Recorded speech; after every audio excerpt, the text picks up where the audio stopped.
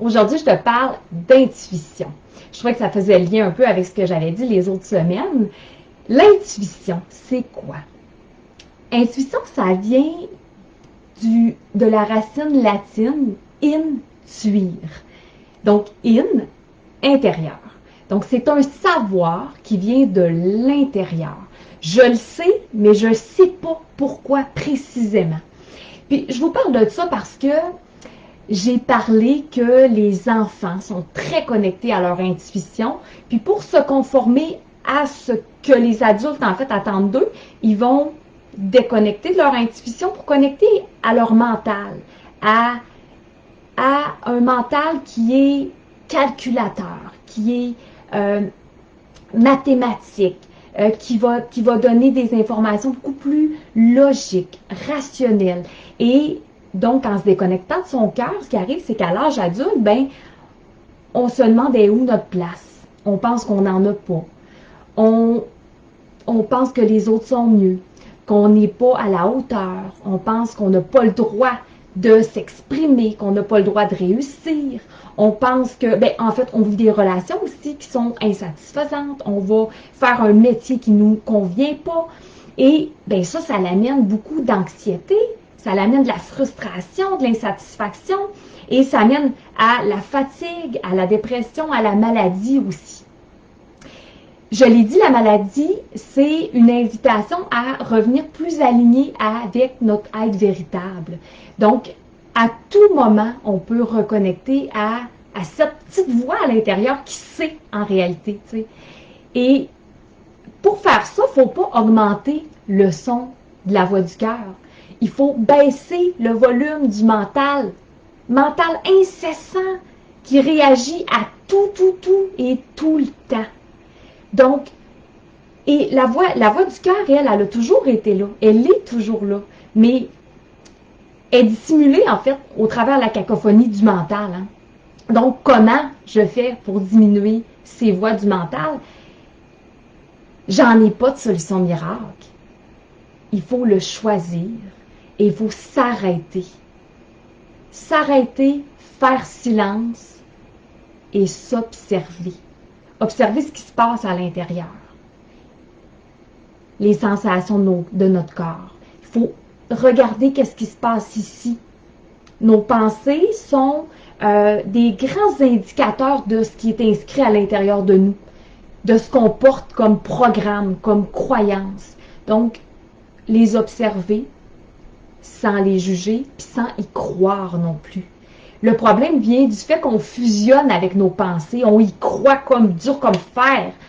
C'est là la problématique. Et la preuve, en fait, c'est que vous avez sûrement déjà passé une soirée, même une nuit, à ressasser dans votre tête le même problème, puis avoir des solutions, des catastrophes qui vont arriver. Est-ce que ça a valu la peine? Est-ce que ça s'est vraiment concrétisé de la façon que vous l'aviez imaginé? Probablement pas. Et même si ça arrivait exactement comme vous l'aviez imaginé, quand on est dans une situation réelle, il y a des mécanismes de survie qui embarquent.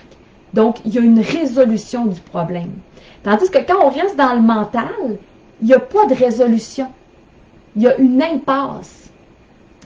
Donc, arrêtez-vous, faites silence, observez ce qui se passe à l'intérieur, de la tête aux pieds. Je te donne un petit truc.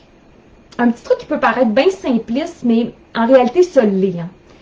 Un de mes grands enseignements, c'est vraiment que on peut reprendre du pouvoir sur notre santé, sur notre bien-être, puis que tout est à l'intérieur.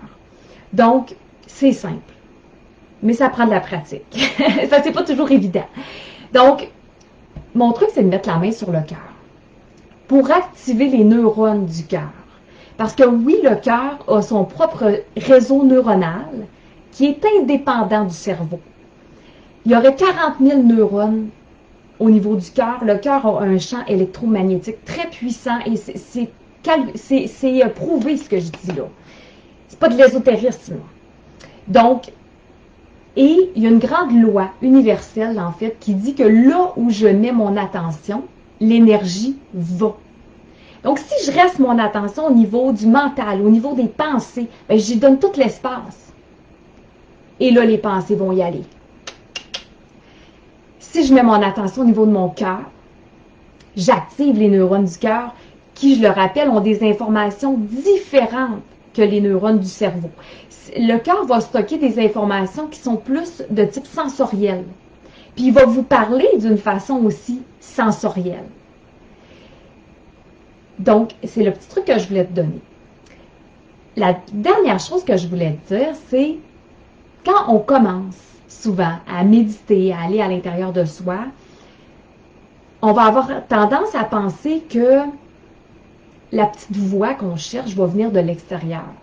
On va penser que la voix de Dieu va traverser le ciel. C'est un peu ça. On va penser que la petite voix va être là. C'est pas ça. C'est pas ça, mais pas pantoute.